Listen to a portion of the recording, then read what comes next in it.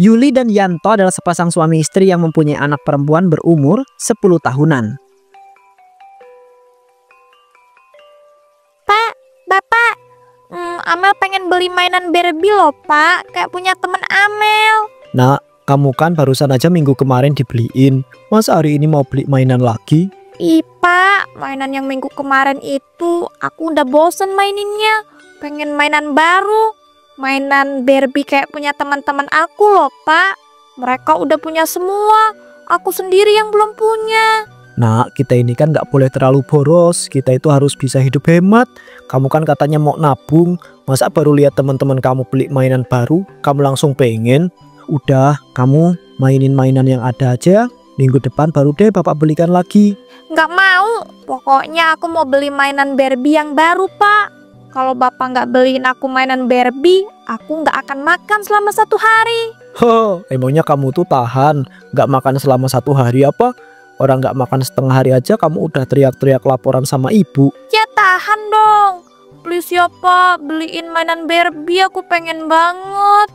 Aku tuh sampai diejekin tahu nggak sama teman-teman aku, karena aku tuh nggak punya sendiri. Ya udah, nanti Bapak beliin deh.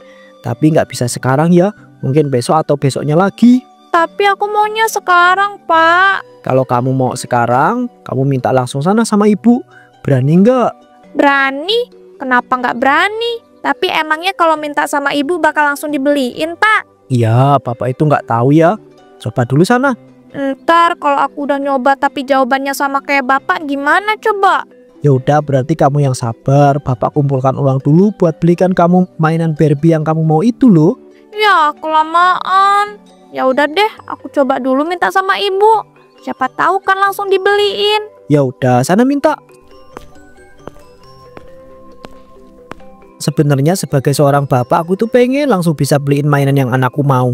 Tapi apalah daya, kondisi ekonomi keluarga lagi susah. Aku harus cari kerja, kemana lagi ya? Mana utang udah numpuk. Duh, jadi bingung banget. Besok lah aku itu bakal cari kerjaan lagi, sekaligus cari pinjaman buat beliin anakku itu mainan Barbie. Saat di dapur.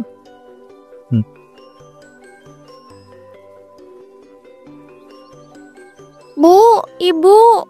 Iya, ada apa toh? Kamu nih teriak-teriak udah kayak orang utan aja. Emangnya orang utan suka teriak apa Bu? Ya suka dong. Itu tadi nyatanya teriak-teriak.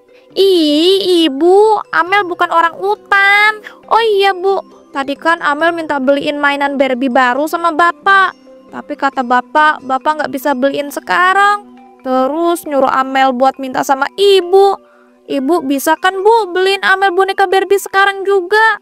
Nak, yang sabar ya. Untuk saat ini Bapak sama Ibu belum bisa beliin kamu mainan Barbie itu. Bapak sekarang tuh lagi susah nak, belum dapat kerjaan. Jadi kalau Bapak nggak ada kerjaan, Bapak nggak bisa menghasilkan uang. Ibu kan dapat uangnya juga dari Bapak nak. Jadinya yang nggak bisa beliin kamu boneka Barbie dulu. Kamu emangnya nggak kasihan apa sama Bapak? Loh, ya aku nggak tahu toh kalau Bapak itu nggak punya uang dan nggak ada kerjaan. Bapak aja nggak bilang. Kalau aku tahu, aku nggak bakal maksa kok mintanya. Nah, sekarang kan kamu udah tahu. Jadi kamu yang sabar ya. Tungguin Bapak bisa dapat kerjaan supaya bisa menghasilkan uang. Habis itu bisa deh beliin kamu mainan apa aja. Wah, yang benar Bu. Ibu nggak bohong kan? Ya enggak dong. Masa iya ibu bohong sama anak sendiri? Ya udah aku percaya. Kalau gitu aku bakal tungguin sampai Bapak bisa dapat kerjaan dan menghasilkan uang. Nah gitu dong, pinter banget sih anak ibu. Nah pas banget nih, masakan ibu udah mateng. Yuk kita makan siang dulu. Tapi Amel belum lapar Bu. Makannya nanti aja ya, Amel mau main. Gak boleh. Kamu tuh gak boleh main sebelum makan. Udah yuk makan dulu. Panggil sana Bapak, biar kita bisa makan bareng-bareng.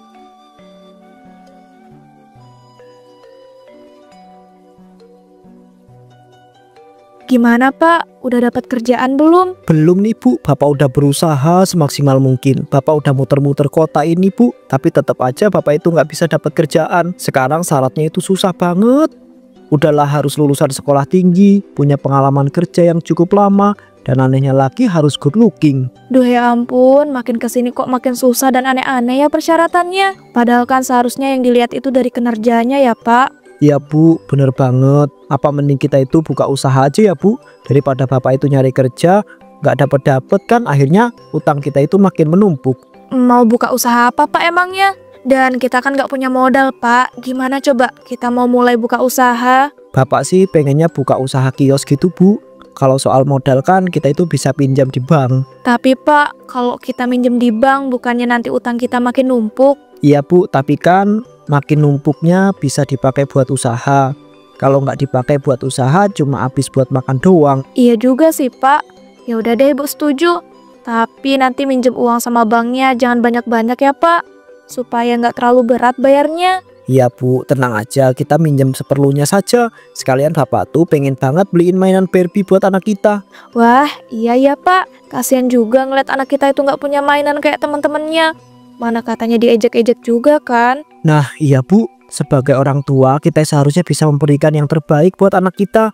Tapi karena keadaan begini anak kita juga ikut menderita. Ini semua salah bapak Bu, bapak itu nggak bisa dapat kerjaan yang menghasilkan uang. Astagfirullah Pak, Bapak jangan nyalain diri sendiri dong.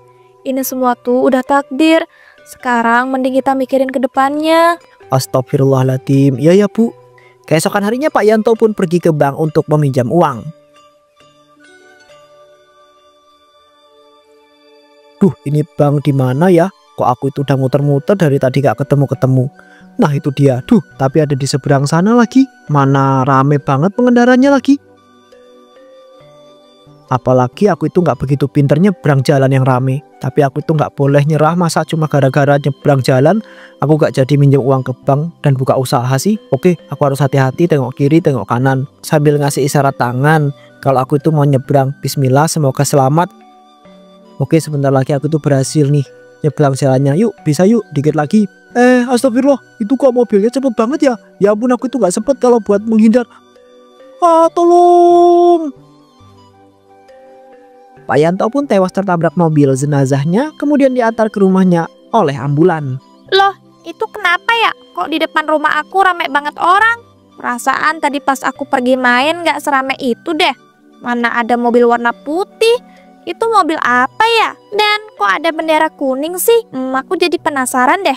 Kira-kira ada apaannya di rumah aku? Loh, ibu kok nangis? Dan bapak kenapa Bu? Kok tiduran sambil ditutup kain? Nak, bapak udah meninggal nak. Hah? Meninggal? Nggak mungkin Bu. Pak, bangun. Bapak kan janji mau beliin mainan Barbie buat aku. Jangan tinggalin aku sama ibu Pak. Bangun. Bu, ini semua bohong kan? Bapak belum meninggal kan? Bapak sama ibu cuma ngerjain Amel kan? Nak, beneran nak, ini bapak udah meninggal.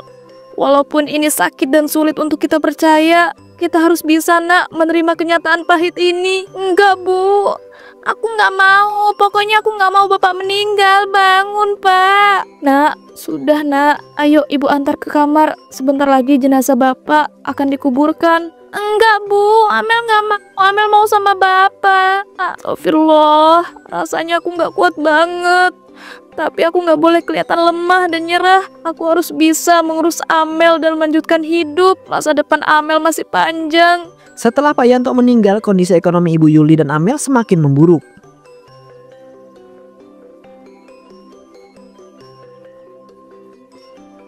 Assalamualaikum, ibu pulang.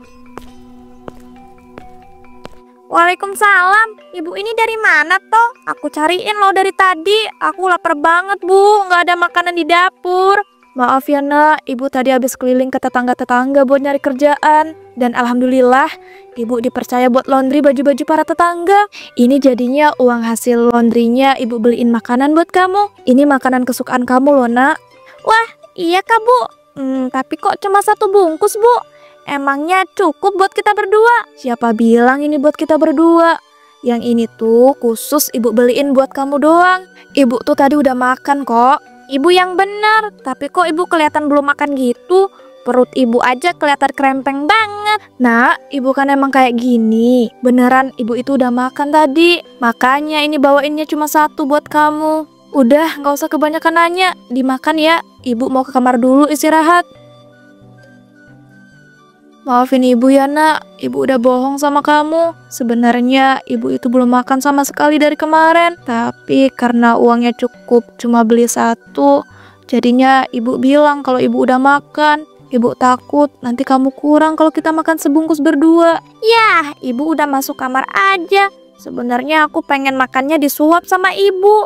Tapi kelihatannya ibu capek banget. Aku nggak tega kalau minta suapin sama ibu. Ya udahlah, aku makan sendiri. Bu Yuli pun terus berusaha mencari uang untuk menghidupi anaknya. 10 tahun kemudian. Kamu mau kemana lagi toh?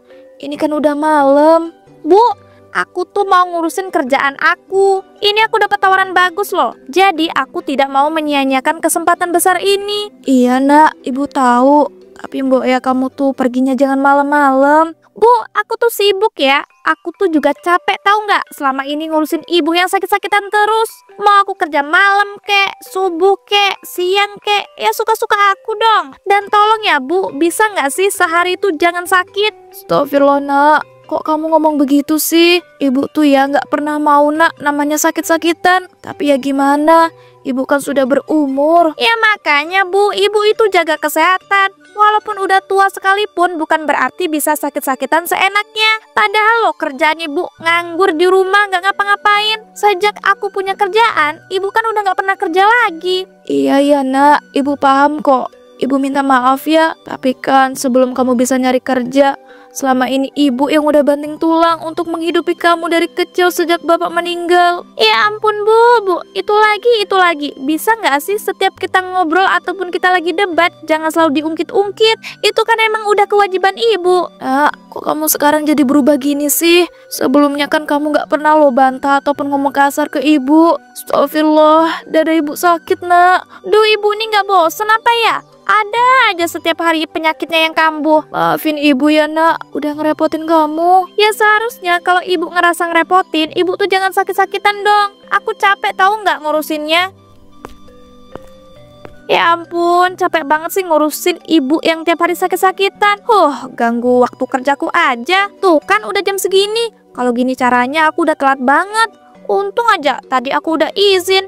Mending sekarang langsung berangkat aja deh. Tapi emangnya nggak apa-apa ya ninggalin ibu sendirian di rumah dalam keadaan sakit? Harusnya nggak apa-apa sih. Udahlah langsung berangkat aja. Di tempat kerjaannya Amel.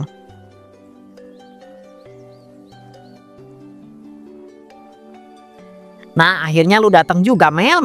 Sorry banget ya, gua tadi ngurusin ibu gua yang lagi sakit-sakitan. Jadinya telat deh. Tapi tadi gue udah izin kok sama si bos. Iya ya, gua tahu tapi setidaknya jangan terlalu telat kayak gini dong. Si bos tadi sampai bete loh nungguin lu. Rapatnya terlambat itu gara-gara nungguin lu. Ya sorry banget, gua janji deh besok-besok nggak bakal telat lagi. Ya udah lu ntar tinggal ngomong aja sama si bos. Padahal awalnya lu itu mau dinaikkan pangkat loh karena kinerja lu itu bagus selama ini. Tapi nggak tahu nih, soalnya beberapa hari ini kan lu itu sering telat gara-gara ngurusin ibu lu yang sakit-sakitan. Duh sialan.